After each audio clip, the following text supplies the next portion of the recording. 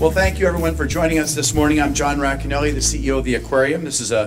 We're very pleased to host this very important moment, signing into law the comprehensive bag ban or bag reduction bill, and just as importantly, to celebrate Baltimore City's leadership on this issue. Please join me for a moment in recognizing our leaders who've joined us today. Mayor Jack Young. Sir. We've got Councilman Bill Henry, Councilwoman Mary Pat Clark, Delegate Boyce, good to see you. And I've got a couple others here. Councilwoman Sneed. Councilwoman Sneed, it's good to see you. And Comptroller, good to see you. Comptroller Joan Pratt, so great to have you here. I'd also like to recognize the environmental groups who joined us in this effort and who played a role in this crucial moment. So thanks to Trash Free Maryland, Blue Water Baltimore, the Waterfront Partnership, Environment Maryland, and Maryland PIRG. Great to have you all here with us today. I'd like to share 3 quick thoughts here. First of all, single-use plastics are not worth the convenience. Over the past 50 years, our increasing dependency on plastic has led to a staggering amount of plastic waste in our streets, our parks, our cities, our rivers, and worst of all, our ocean, which is connected to our inner harbor through the Chesapeake Bay. An estimated 8 million tons of plastic enter the ocean every year. 8 million. That's the equivalent of a dump truck dumping into the ocean full of plastic every minute. We can do better than this, and we're being home to 20,000 different animals from every corner of the planet, like this Indo-Pacific coral reef behind me, and habitats right here at home like the Chesapeake Bay. We know these unique places inspire our guests every day. They boast diversity, productivity, but unfortunately they're also linked by a very worrisome and daunting global crisis, and that's plastic pollution. And that's especially from disposable single-use plastics. And animals of every size now, from microscopic plankton to gargantuan whales, ingest plastics. And if marine life is ingesting plastics, so are we. Almost every day I get asked by people, this is such a big problem, how can I do anything about it? And that's my second point. There are many things we can do to fight and to stop plastic pollution. Here at the Aquarium, we believe it begins at home, so it's an issue that we can stop in our lifetimes. Since 2015, we've eliminated single-use plastic foodware. We've replaced bottles, utensils, and wrappers with reusable and compostable and truly recyclable options. And the result is that we've kept over 5 million pieces of plastic out of the waste stream since 2015. So, thank you. We've also worked with our vendors to make sure that the packaging they use is reduces the plastics, and we've also demanded that our suppliers up the supply chain, change the way that they package goods too. So we're moving along, and I think everybody can. A lot of the people in this room have participated with us in shoreline cleanups so far.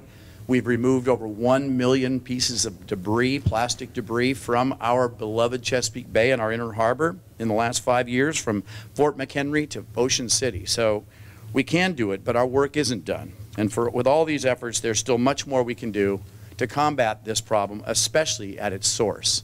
That gets me to my third point. We could not be more pleased with our leaders in solving this crisis and what they've done. So thanks to leaders like our leaders right here today, the momentum to stop plastic pollution is building, and we are truly thankful to the City Council, to Councilman Henry for starting this effort, and especially to the Mayor for stepping up and signing this bill to raise awareness of this very important issue. I think throughout your tenure, Mayor, you have, both as City Council President and now as Mayor, you've spoken passionately about tackling this problem, about cutting back litter in this city, and you've continued to champion it, and I can tell you from the National Aquarium, we are truly grateful. Thank you, sir. Okay, so now we've set our sights on taking statewide action. Signing this bill today is a critical step forward, and now we Baltimoreans must turn our attention to Annapolis, where our General Assembly will be debating a statewide solution to plastic bag litter led by our own delegation and Delegate Brooke Lehrman. I can assure you that we will lend our untiring efforts to our delegation to support and advocate for this very timely effort. My hope is that one day we can walk Baltimore's streets and parks and never again see a plastic bag choking the branches of a tree, or cartwheeling down a street, or fouling the waters of our inner harbor. I know that day will come, and here at the Aquarium we believe that progress today that we're making makes all the difference. All it takes is the courage of our convictions. There was a futurist and designer and architect and inventor named Buckminster Fuller. He had a great slogan. He said, "We're not the only experiment on spaceship Earth." And he was right. So for the other 9 million species with whom we share this big, beautiful spaceship, as well as our own, let's pledge to never give up the fight. So it's now my honor and pleasure to introduce a true fighter in his own right, the leader of our great city, Mayor Jack Young. Mayor. Thank you. Good morning. First, I want to thank John and his staff for hosting us this morning. The National Aquarium is a vital asset for Baltimore, bringing visitors in from across the state of Maryland and educating our young people about the importance of our waterways. I want to first take a moment to provide special recognition who could not be here with us this morning, the former Councilman Jim Craft, who was the first member of the City Council to introduce legislation to ban plastic bags and who has advocated for this bill for years. I want to also thank the advocates that are here with us today for their hard work to pass this local ordinance. I also want to thank Councilman Bill Henry, who got it done.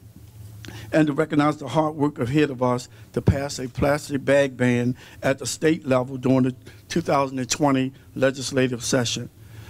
Though she could not join us this morning, I want to recognize Delegate Brooke Learman. In fact, later today, Delegate Learman will be introducing legislation that will bring the rest of the state in line with the law I'm going to sign today. Last year, she led the effort to take Baltimore's ban on styrofoam containers statewide. I am confident that with her leadership, we will get the job done and ban single-use plastic bags across the state of Maryland. Once again, Baltimore is leading the way in creating cleaner neighborhoods and waterways so we can leave our city and state to our children better than which we found them. I am proud to sign the Comprehensive Bag Reduction Act into law this morning. Now let's get this thing signed into law. Thank you.